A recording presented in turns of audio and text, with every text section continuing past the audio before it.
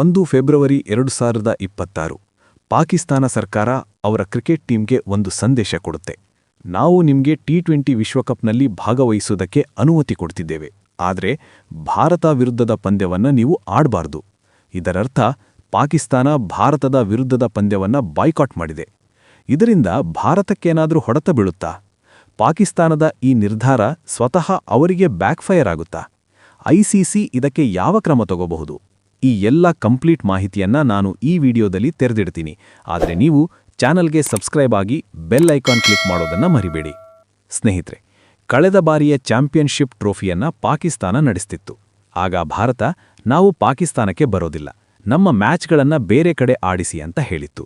ಅದಕ್ಕೆ ಪಾಕಿಸ್ತಾನ ಕೂಡ T20 world cup ಸೇರಿ ಇನ್ನ ಮುಂದೆ ಯಾವುದೇ ಪಂದ್ಯಗಳಿಗೆ ಭಾರತಕ್ಕೆ ಹೋಗೋದಿಲ್ಲ, ನಮ್ಮನ್ನ ನ್ಯೂಟ್ರಲ್ ವೆನ್ಯೂನಲ್ಲೇ ಆಡಿಸಿ ಅಂತು. ಐಸಿಸಿ ಒಪ್ಪಿ ಪಂದ್ಯಗಳನ್ನು ಶ್ರೀಲಂಕಾಗೆ ಸ್ಥಳಾಂತರ ಮಾಡಿದ್ರು. ಈ ಬಾರಿಯ ಟಿ20 ವರ್ಲ್ಡ್ ಕಪ್ ಇದೇ ಫೆಬ್ರವರಿ 7ನೇ ತಾರೀಕಿನಿಂದ ಆರಂಭ ಆಗ್ತಿದೆ. ಇಂಡಿಯಾ ವರ್ಸಸ್ ಪಾಕಿಸ್ತಾನ್ ಪಂದ್ಯ ಫೆಬ್ರವರಿ 15ರಂದು ಕೊಲಂಬೋದಲ್ಲಿ ನಡಿಬೇಕಿತ್ತು.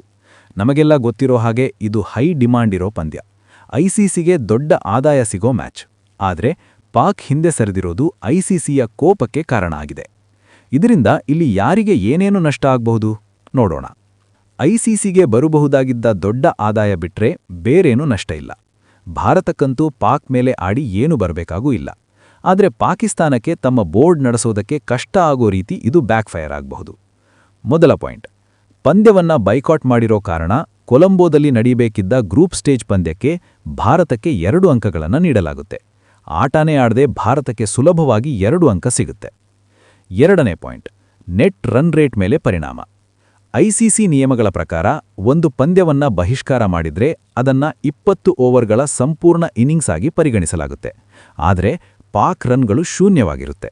ಇದರಿಂದ ಪಾಕಿಸ್ತಾನದ ನೆಟ್ ರನ್ ರೇಟ್ ತೀವ್ರವಾಗಿ ಕುಸಿಯುವ ಸಾಧ್ಯತೆ ಇದೆ.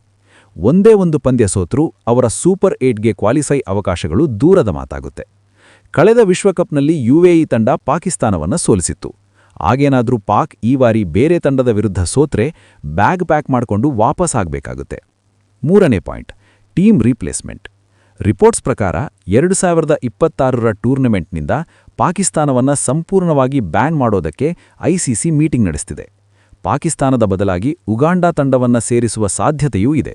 ಇದರಿಂದ ಒಂದು ಪಂದ್ಯಕ್ಕೋಸ್ಕರ ಐಸಿಸಿ ಟೂರ್ನಮೆಂಟ್ನಿಂದ ಪಾಕಿಸ್ತಾನ ಹೊರಗೆ ಬೀಳೋ ಸಾಧ್ಯತೆ ಇದೆ. ನಾಲ್ಕನೇ ಪಾಯಿಂಟ್, ಆರ್ಥಿಕ ಸಂಕಷ್ಟ. ಐಸಿಸಿ ವಾರ್ಷಿಕ ಆದಾಯ ವಿತರಣೆಯನ್ನ ತಡೆಹಿಡಿದ್ರೆ ಈಗಾಗಲೇ ಮುಚ್ಚೋ ಸ್ಥಿತಿಯಲ್ಲಿರೋ ದುರ್ಬಲ ಆರ್ಥಿಕ ಪರಿಸ್ಥಿತಿಯನ್ನ ಎದುರಿಸುತ್ತಿರುವ ಪಾಕ್ ಕ್ರಿಕೆಟ್ ಮಂಡಳಿಗೆ ಇದು ಭಾರಿ ಹೊಡೆತವಾಗಬಹುದು.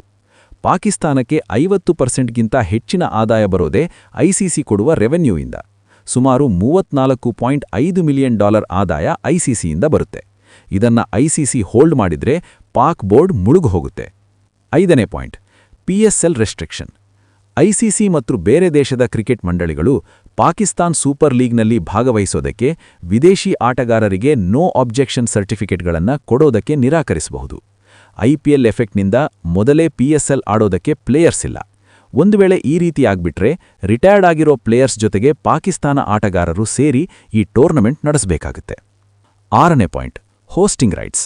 2028ರ ಮಹಿಳಾ ಟಿ20 ವಿಶ್ವಕಪ್ ಹಾಗೂ ಇನ್ನು ಮುಂದೆ ಬರೋ ಪ್ರಮುಖ ಐಸಿಸಿ ಟೂರ್ನಮೆಂಟ್ಗಳನ್ನು ಆಯೋಜಿಸುವ ಪಾಕಿಸ್ತಾನದ ಹಕ್ಕುಗಳನ್ನು ರದ್ದುಗೊಳಿಸುವ ಸಾಧ್ಯತೆಯಿದೆ. ಏಳನೇ ಪಾಯಿಂಟ್, ದ್ವಿಪಕ್ಷೀಯ ಸರಣಿಗಳ ರದ್ದು. It means no bilateral series.